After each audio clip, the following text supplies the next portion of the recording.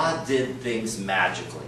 And especially if you read the Genesis account or anything, by magic, poof, here's something. And then the next day, poof, there's the next thing. But if you think about it, let's say you would read, God made a horse. Okay, whatever, pick your favorite thing. Okay, God made a horse. And people naturally think that happened magically. You know, God waved his fingers or his wand or whatever and that happened. However, think of an analogy. Dr. E made a sandwich. Would you in any way think I did that magically? I hope not, or you're crazy.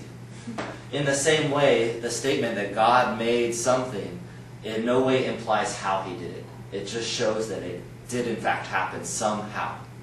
That's not up to God to show, or any religious creed to show how that happened per se. It's only up to science, I think, to figure out how that happened. Okay? And so I really disagree when people start to put a scientific process within religious texts. Okay? Now there may be like unscientific things that a religious text says. That's something totally different. But if you're trying to imply something of which it doesn't say, then I think that's a major problem. Does that make sense? The other thing sometimes you get in science is that science shows that you don't need God anymore. You know what I mean? Because of science, you don't need to say, well, why is the sky blue? It's because of God. Or why does this happen? Because of God. You don't need to have those magical sort of answers anymore. Because science can, or eventually will, be able to answer all those questions. It's kind of the way things go. There's different ways you can think about that. This is the way I sort of think about it. Science studies planned events.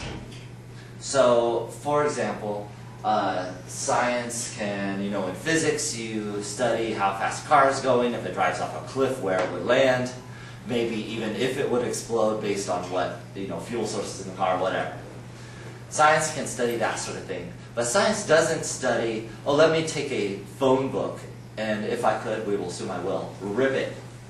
Science doesn't study, okay, what is each little page going to look like? Because that sort of event is a random event. Does that make sense?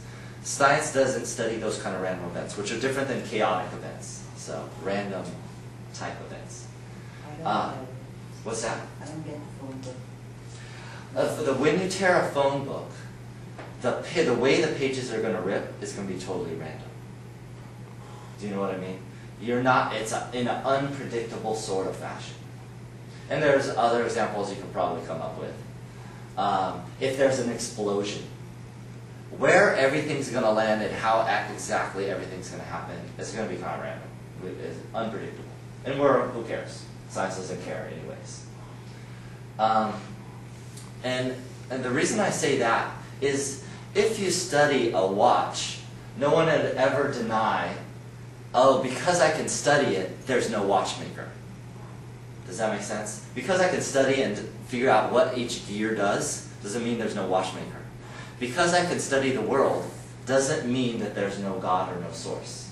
Does that make sense? I think it would be ridiculous. I think the opposite is true. The more we study in science, the more we find, the more likely there is a maker, because things make sense and they're planned and they're created and that sort of things in an orderly fashion according to the laws of science. So, and that way I totally disagree with the statement that because of science we don't need God anymore. Well, what I think we don't need is to say ridiculous stuff like God did things magically and there it is. Let science answer those questions. Let God answer the kind of questions that He's interested in.